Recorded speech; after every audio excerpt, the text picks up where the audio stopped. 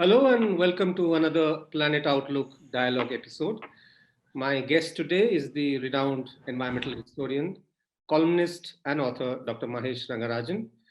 Dr. Rangarajan is a professor of environmental studies and history at the Ashoka University. His books have been a source of inspiration to many, including a lot of my writings. So, thank you so much, Dr. Rangarajan, for joining us here on the Outlook platform. So, Dr. Rangarajan, we live in an extraordinary time where environmental destruction, species extinction has skyrocketed. Environmentalism is more on the digital age, at least in the urban areas. So, is there a challenge to document the environmental movements today with so much happening on the social media platform? There is this online petitions. There is even a term called clicktivism. People are just clicking.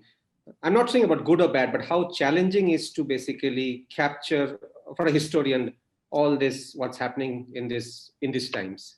That's a question I think they'll be better placed to answer 50 or 100 years from now. But if you recall, there was a change from the age when people wrote, laminated scripts with the coming of the Gutenberg Bible and with the printed word. And one of the problems with the printed word is the book survives very well during its lifetime. To go to any archive, it's easier to preserve manuscripts than things with printed inks. The inks and the paper used for the manuscripts actually is longer lived.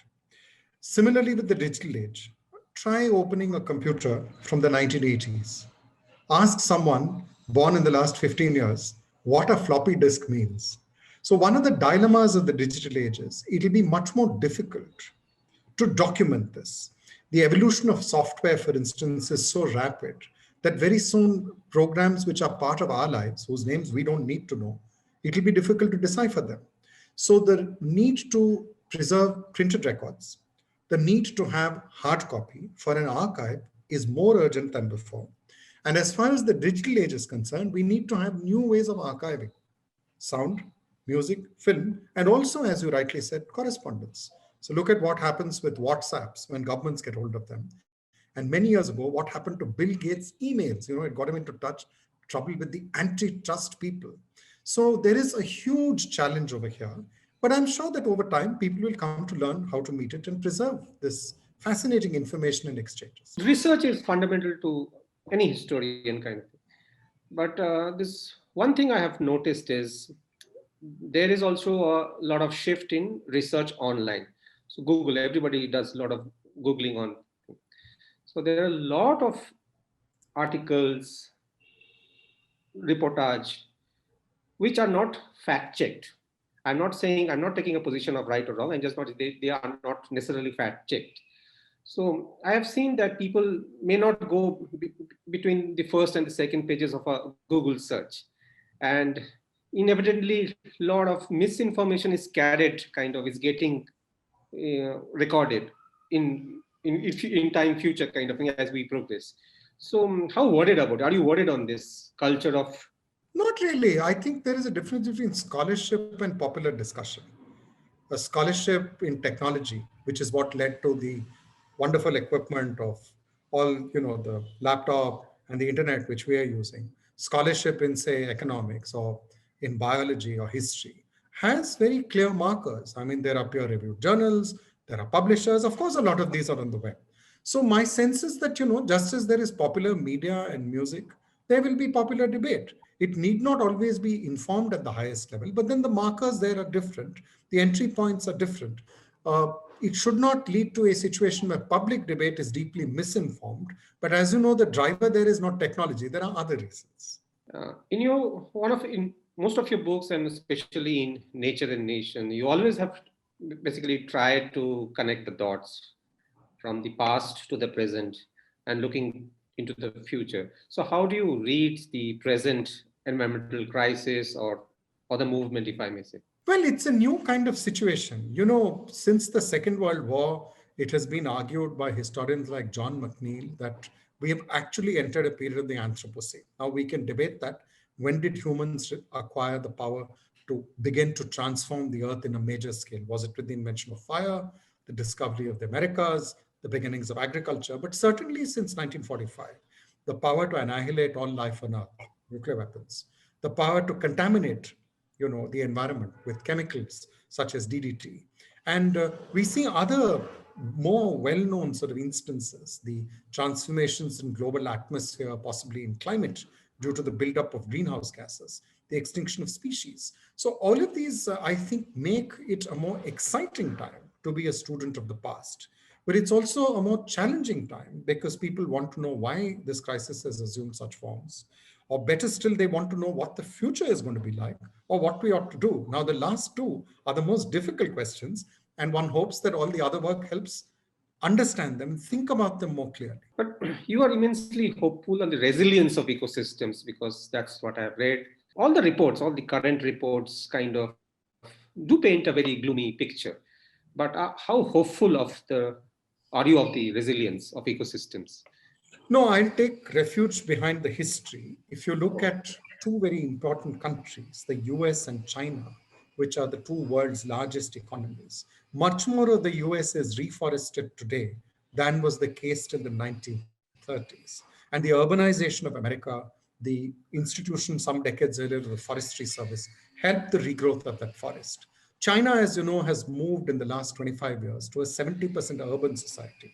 This has huge negative impacts because the environmental footprint of an urban Chinese, like an urban American, is immense, well beyond the borders of their country. But the positive side is in many areas, there is more space for nature, there's more space for natural spaces. So, my sense is that we will see both the capacity for destruction and the capacity for renewal. And how those balance out continues to be a challenge. One of the reasons the reports you are referring to quite rightly say things are grim is because obviously far less than is necessary is being done in terms of renewal, repair, regeneration.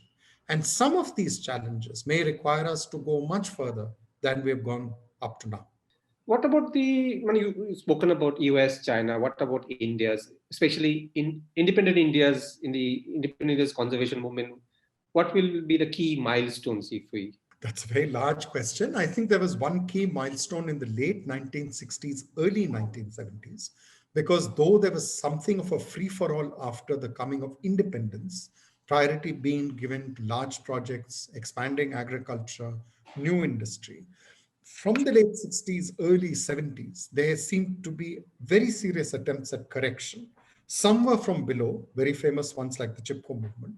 Some from above, Project Tiger, the enactment of new laws for conserving not only wildlife, but for protecting forests, for the environment, for water. And I think these have played a very important role. But most people would agree that today, 50 years after that moment, there are new strains and tensions because the scale and kind of economic transformation we are seeing, which brings great positives for people, can also have enormous negatives. And the negatives now are, in a sense, on the ecological base of our civilization: water, soil, the coastline, the rivers, and of course, the living fabric of life. So we may well be at a very important point where we need to have new kinds of better checks and balances, drawing on science, on community, and the government. And maybe it's time to rethink that balance because the nature of the pressures now is such that this elaborate framework is beginning to come undone in some places. You mentioned checks and balances. So I just want to go back to the word balances and political will, because there is always this talk that development has to be balanced and there has to be political will to conserve the environment.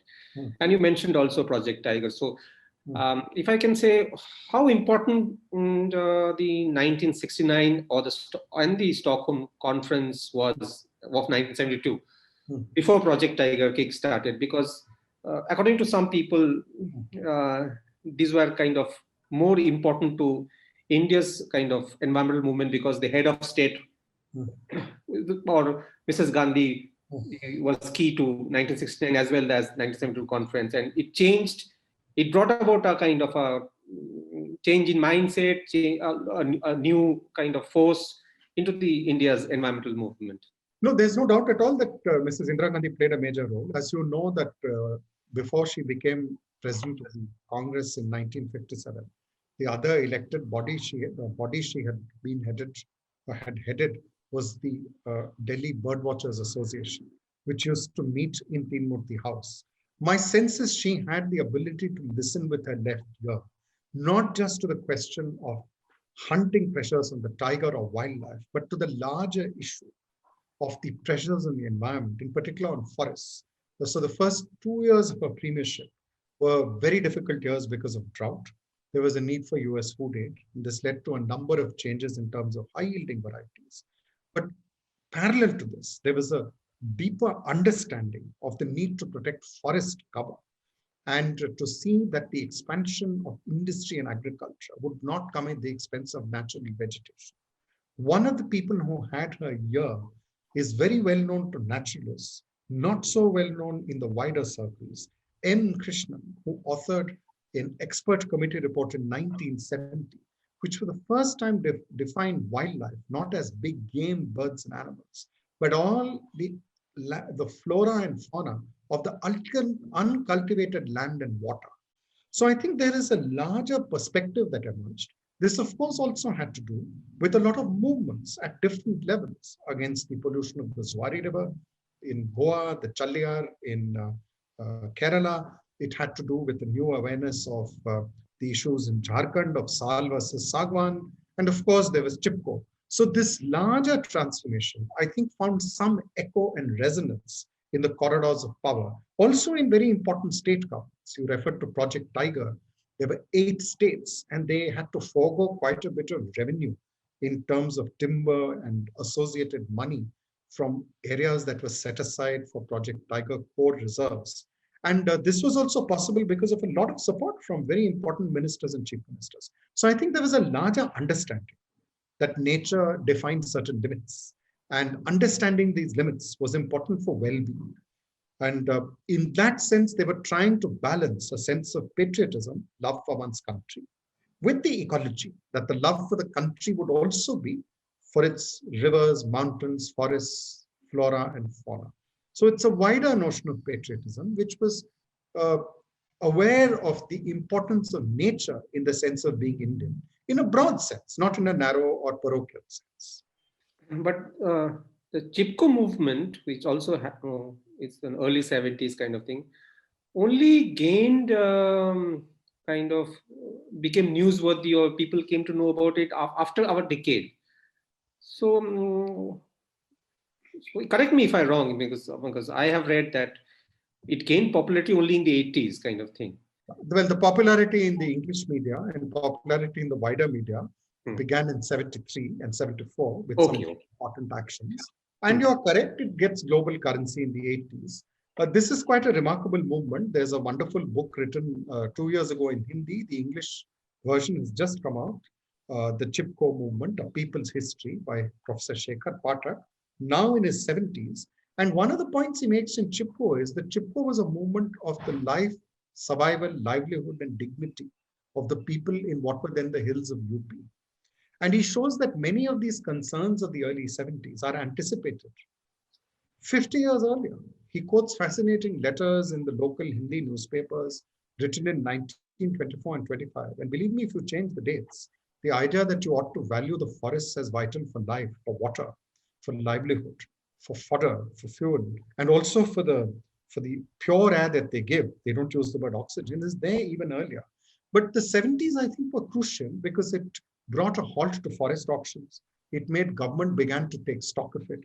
And you do have a point. It's only by the early 80s that some of its basic early demands were achieved, like the end of commercial green felling in the UP hills, which remains to this day, was accomplished by them.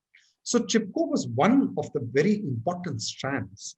And because of the qualities of its leaders, I'd like to mention, for instance, Sundarlal Bahuguna, Chandi Prasad Bhatt, Uttarakhand Sangharsh Vahini, and the fact that their means of struggles were not violent. They not only preached a new bond with nature, but wanted dignity and rights through peaceful agitation. That also played a role. And I think it captured the imagination. So, by the 90s and 2000s, school children across India would know what Chipko, they'd heard the name Chipko. They may not have got the dates and the details right, but that's not the point. But yes, I think the transmission of a message far and wide takes time. It doesn't happen immediately. They hadn't invented the internet in 73 and 83. It happened today. We may all know about it within minutes. Also speaking on the tiger, you have written extensively on the perception of the tiger, the pre-colonial period and after the pre-colonial period kind of thing. Hmm. And that may have helped or kind of have Hmm. a lot on the conservation issues of the tiger, basically. Hmm. Hmm. So just tell us bit on this Hmm. two, Hmm. the Indians' perspective on the tiger and when the British came in, their Hmm. perspective on the tiger and how tiger become a very ferocious kind of animal. Well, no, the British Isles are a set of islands, and by 1743, the wolf had already been exterminated, the bear had been exterminated, there were enormous bounties given out. This was particularly true in Scotland, and when you see names like MacGregor or Orr, these were names of clans. And so in the early 19th century, the amount of money given for the head of a MacGregor was the same as given for the head of a wolf. And some of these practices were brought in by the early East India Company. Now, remember, they did get a lot of support from Indians. My late supervisor, who would have been late 95 or 96 if he were alive, Tapan Rai Chaudhary, grew up in Eastern Bengal. And he would always tell me that, remember, in the early 20th century, young Indians such as him, growing up in the 1920s, didn't like many things about the British, but they admired the fact that they had got rid of the bandits and dacoits and tigers, which made it dangerous for humans and cattle to roam in the forest. But there is a significant difference. There were many societies and cultures in India which have learned to live with tigers. This didn't mean they loved it, but they learned to live with it. So if you look at the rearing of a very familiar animal for all of us, the buffalo, bhaisa, water buffalo, a group of water buffaloes would be able to defend themselves against a tiger. And there were other methods of driving tigers away, of killing off particular tigers. But this wider system of bounty hunting, vermin killing, and the vast sort of slaughter which begins in the late 19th century was definitely British and imperial. Indian princes joined it, Indian officers joined it. So in the 50s and 60s, say in Madhya Pradesh, once a month, the local ICS officer, there were still ICS officers, and the police superintendents would get together. They'd go to a forest on the weekend. They would shoot a tiger, if possible. They'd also shoot sambar and chital for the pot, and they'd have a bada khana in the afternoon. These practices continue till the end of the 60s. So I think there's a culture of vast shikar, which is there with earlier kings, but it takes a very different form under the British. And it had its counterpart in these vermin extermination campaigns. This number of 100,000 tigers in the beginning of the 20th century, how true is this hypothesis? Because you have written on this, then there are some other numbers floated by EPG and even Jim Corbett.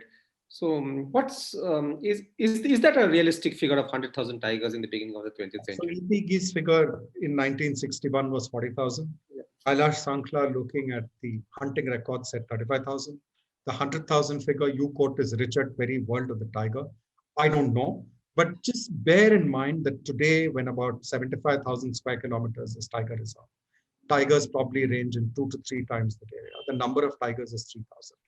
In 1881, the density of people in the Indian subcontinent was 70 per square kilometer. Today, it's around 400. And the area under forest or savanna was much larger. So we know that till 1900, about 20% of the land was tree-covered savanna or savanna dotted with trees. So when you had a larger area which was not under cultivation, much larger number of herbivores, it is possible the number was very high. I don't want to put a figure on it, but let me reverse this. From the mid 1870s to mid 20s, 15 to 1600 tigers were killed every year for rewards. So somebody produced a skin or a tail or the claws or the teeth and claimed a reward from government. So the number being killed was probably larger. This is separate from the say 5 to 600 being killed for trophies. So if you were taking off 2,000 tigers a year for 50 years, numbers would have been immense. I don't think there is a doubt about that. How large, we'll have to relook at the figures. We also must keep in mind the ranges were very extensive. There's very important work by Uma Ramakrishnan from NCBS and from the Wildlife Institute, Samrat Mondal, and Dr. Ramakrishnan, Dr. Mondal have shown that the tigers of India going by old skins, had a very wide range. It was westward to Afghanistan, northward into Tibet, across the Tarai, and of course, very substantial areas of peninsula, northeast, south, and western. Even today, according to government's figures, 30% of the India's tiger population is outside the protected area ecosystem. So do you think that our ancient traditions, culture, is still kind of a strong base to protect these large carnivores? Yes and no. It is yes, because I think the lived experience of people today in many places allows for spaces for nature. At the same time, the strains, the tensions are immense. Uh, it has been estimated about 1/3 of the diet of large carnivores in the subcontinent consists of domestic livestock. And there need to be better systems to protect the domestic livestock, to ensure that livelihoods are not in danger, say wolves taking goats, leopards picking up pigs, tigers taking livestock. More than that, I think one has to be conscious of the fact that we are in an age of the Anthropocene.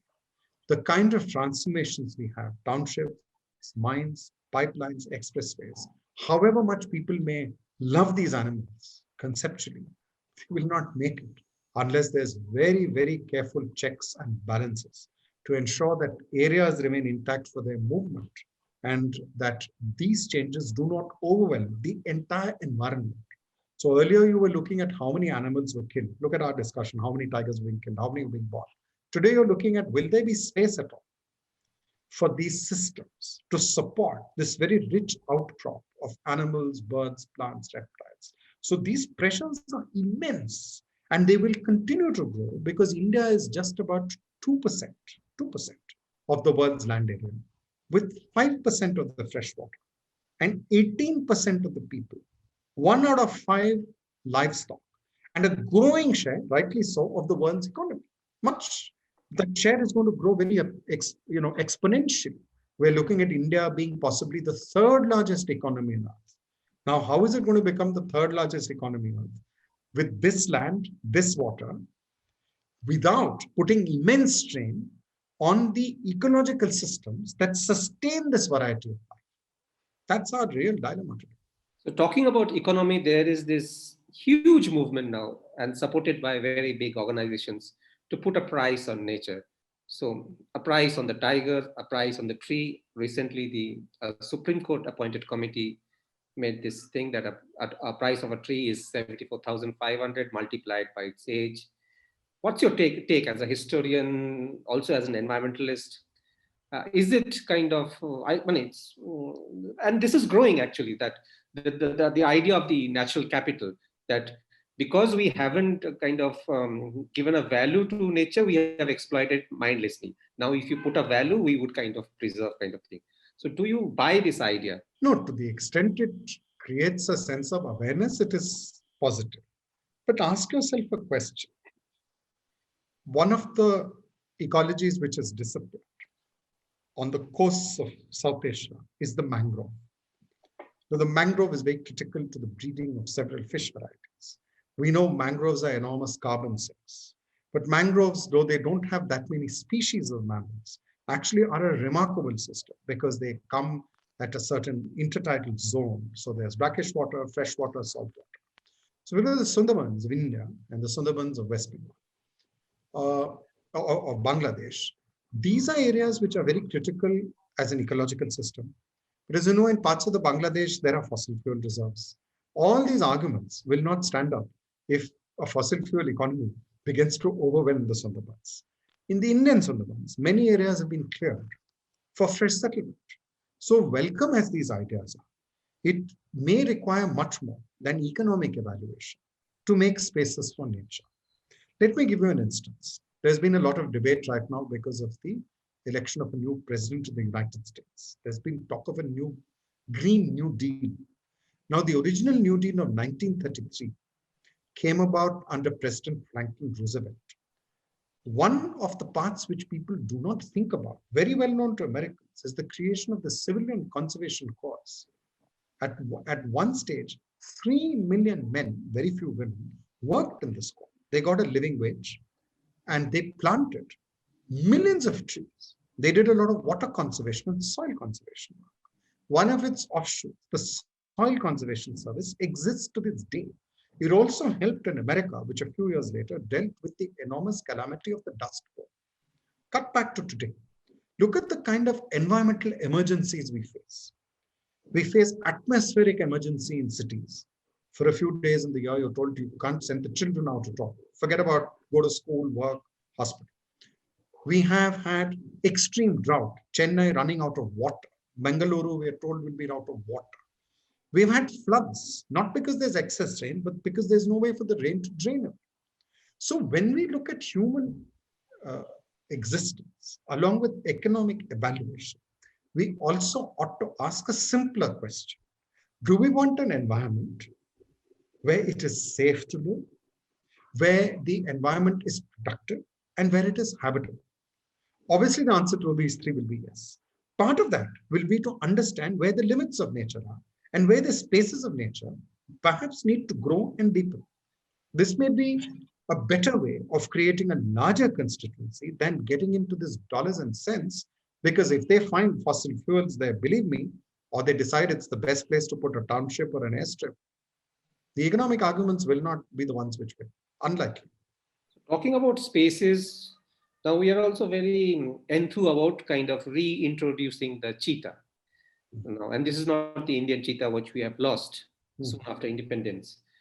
So as a historian, what's your take? Because whatever I've read on cheetah is the cheetah is a very low density, wide ranging species. So maybe a viable population of 300 cheetahs will need about 10,000 square kilometers of space. Is it viable? What does the future looks like? I will leave the size of the viable population to people who know to track cheetahs and count antelopes, which I frankly don't. But the other way to look at this is that India has had in the past substantial areas of grassland, often misclassified by people like the great Harry Champion as scrub. To the extent that species like the cheetah, the wolf, the bustard, the florid help us to begin to appreciate the value of these ecotypes, it's definitely worth a look carefully. The other reason is that we may not be able to have completely secluded areas. We may have small secluded zones with other zones where there is human contact and some presence. Definitely in that sense, it's worth looking at. As far as what you began with, whether it's a different species, these are subspecies. There's a big debate about what are subspecies. After all, if they can interbreed, is it such a clear divide? And in any case, the Asian cheetahs in Iran are very small in number, whether they're 30, 50, 100. It's probably not possible to get them. And in Europe, at least, rewilding as it's known, there have recently been bison returned to Romania. A few have even been taken to England, of all places. I was reading that a bunch of bison has been put into a forest of all places in the Netherlands. These are semi-captive.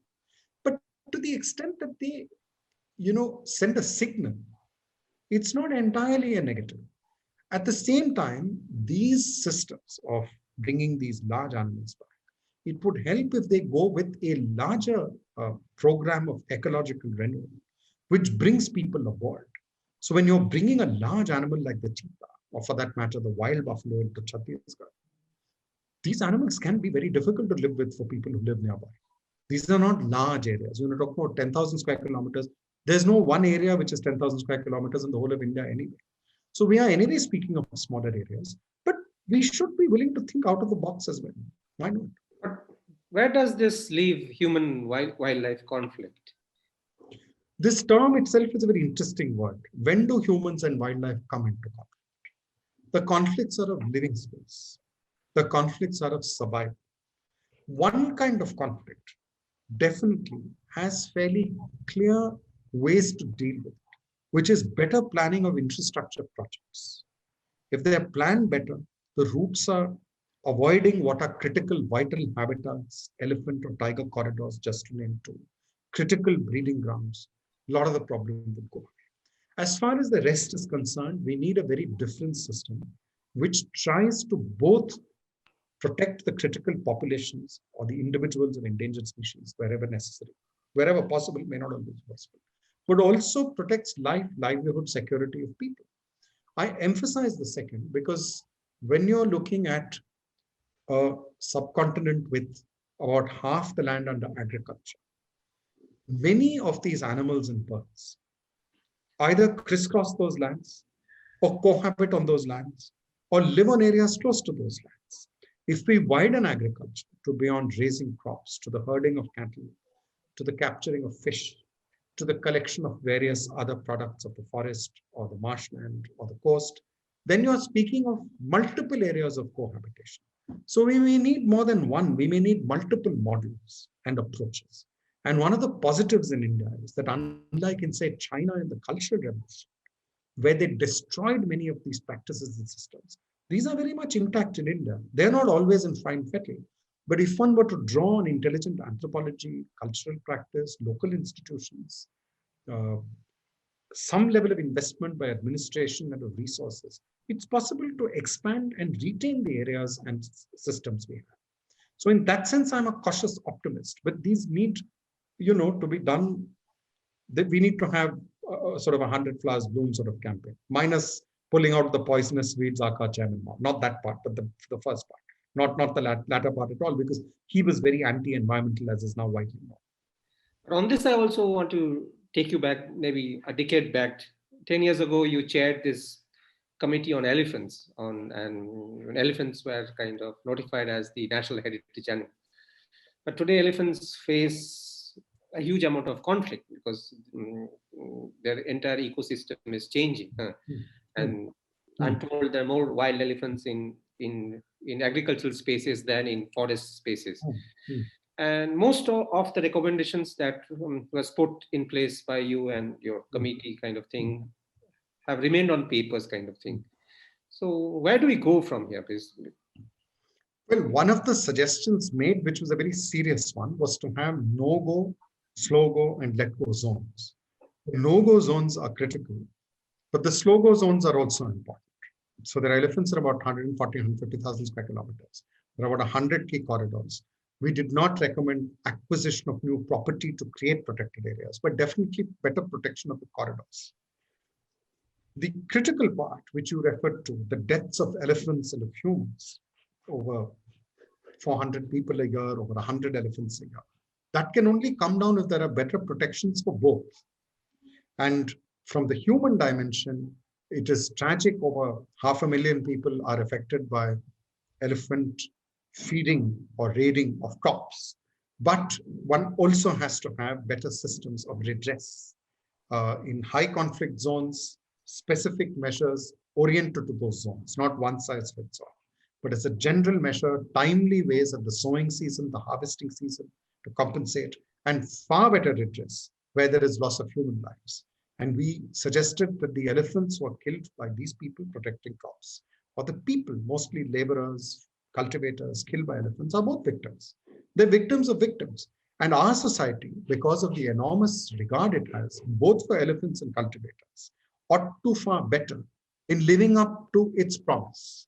We have, I wouldn't say we've failed both, but we're far from having done what is necessary, both in terms of dignity and function, but also in terms of keeping this remarkable animal alive and the societies that cohabit very close to it, if not with it. And Dr. Rangarajan, I want to end with one last question, and I want to go back to the digitization kind of the way our world is. Do you see that there is now a more technocratic approach to conserving nature, or kind of thing where traditional approaches are now overpowered by technology? That is definitely a possibility. There's a very fine new book called China Goes Green, Li Feifei and the great Judith Shapiro. And they show that while the Chinese leadership is talking of ecological civilization, many of the responses are very technocratic. And this danger is there in every major state system, including our own. My hesitation is that I think with the spread of education, the connecting of people, not only through the internet, but the awareness which often accompanies it, the reverse is also possible. Imagine somebody recording the first arrival of a wagtail in a village, or the first flowering of the flame of the forest, or the sighting of cranes which have come back on migration, or something you would know very well, when the rains come, the winged termites fly, or the arrival of rosy pastors. Each of these has a certain echo in different cultures and languages and living literatures and traditions. So it's possible to do both. Now, whether we'll get to do it, the world's eyes are on us. And how we make spaces for nature and achieve a peace with nature will be central to our challenge and opportunity in the coming period. Thank you. Thank you, Dr. Ragarajan. Thank you for this wisdom. It's great. It's a pleasure always to speak to you. Thank you so much. My privilege, Anando. You've been very kind. Thank you very much. Thank you. Bye.